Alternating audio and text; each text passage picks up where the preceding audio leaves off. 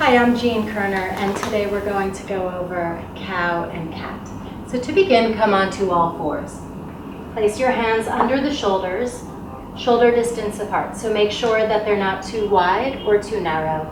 And then look at your wrist creases and take them so that they're parallel to the front edge of the mat. Make sure that the wrist creases on the inner edge of the hand is not more indented so that the creases are uniform.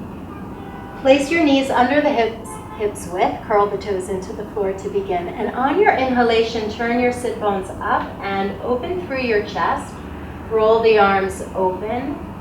And as you do, lengthen through the back of the neck. Draw the chin a little in. On exhalation, point your toes, press the floor away, and round like a cat, opening through the back of the body. Continue. Inhale, curl your toes. Start the movement at the pelvis, open through your chest. Chin draws a little in opposition. Exhale, point your toes, press the floor away, draw the navel toward the spine. And continue on your breath. Inhaling, opening the front of the body. Exhaling, opening the back of the body. Spread your fingers. As you do this, this opens your spine in both directions, and it's excellent for the health of the spine or to release any lower back discomfort. After your next exhalation, press the floor away and then come to a neutral position.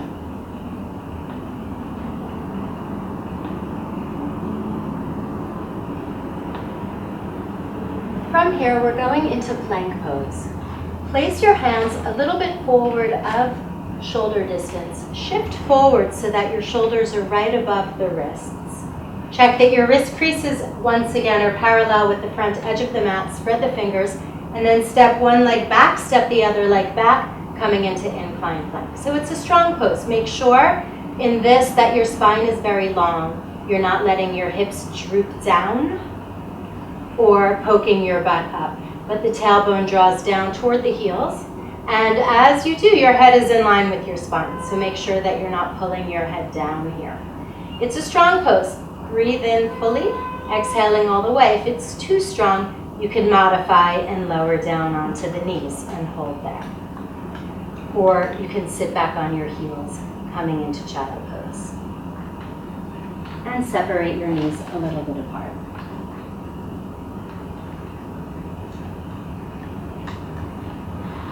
Otherwise, from there, sweep your arms forward once again. Come back onto the hands and knees and back into plank pose. Spread the fingers and straighten the legs once again. Inhale here. From plank, we're going to come into downward facing dog. So keep your hands and your feet where they are and lift your hips up and back as you press your hands down and forward. If you're tight in the back of the legs, bend your knees so you're not rounding your back and your spine can elongate.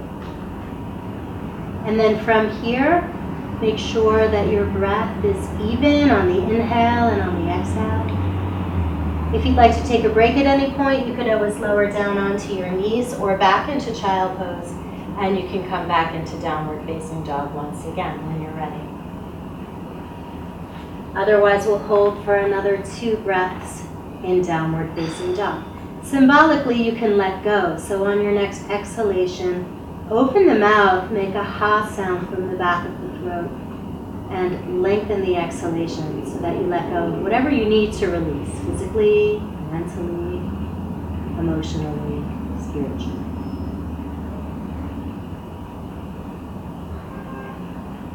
From down dog, walk your feet in toward your hands. And as you do, keep your feet parallel to one another so that your heel is behind the widest part of your foot. Then bend your knees at first. Keep your knees in line with the ankle and the hip. So if your knees roll in, roll the thighs open a little bit.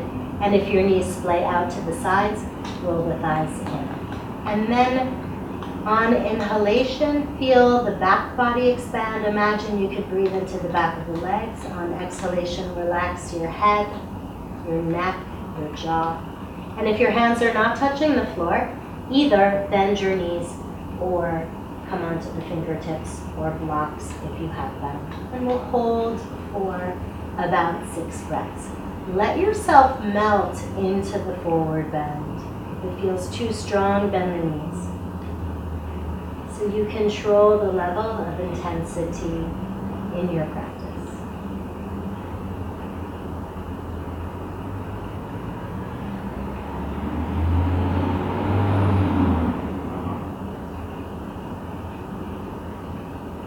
Come out, reach your chest forward, inhale, chin draws a little in. Exhale, micro bend your knees, place the hands to the hips. Inhale all the way up to stand. And exhale, lower your hands down. Let your head and chin adjust so that your chin is level to the floor, coming into Tadasana, mountain pose. In mountain pose, your feet we'll start with the feet hips width apart. Take your heel behind the widest part of your foot. Then notice if your knees touch, and if so, widen the feet a little bit more. Otherwise, as much as possible, align the knee with the ankle and the hip. Then from here, so everything from the bottom of the pelvis down through the feet is the first segment, your roots. Then balance your pelvis so that you're not tipping it forward or back, and that's your second segment, the pelvis area. Third segment is the midsection, so balancing the front and back of the body, navel area and low back, so it's even all around like a column. Balancing then as you move up to the fourth segment, the arms, the hands, and the ribs, finding the balance there between the two, opening through the front and also having space in the back body. Then the fifth segment, your shoulders. The shoulders move back without over squeezing the shoulder blades, so there's a broadening across the collarbones, and then your neck can be long. Sixth segment, the head just floats on top of the spine, up and down, no and side to side, finding the balance in all of those ways. And lastly, seventh segment, top crown of the head reaches up like a portal, connecting you to your highest self. So noticing what your patterns are, you can come back to balance, to realignment for you by first identifying what your patterns are and then finding the balance there. Namaste.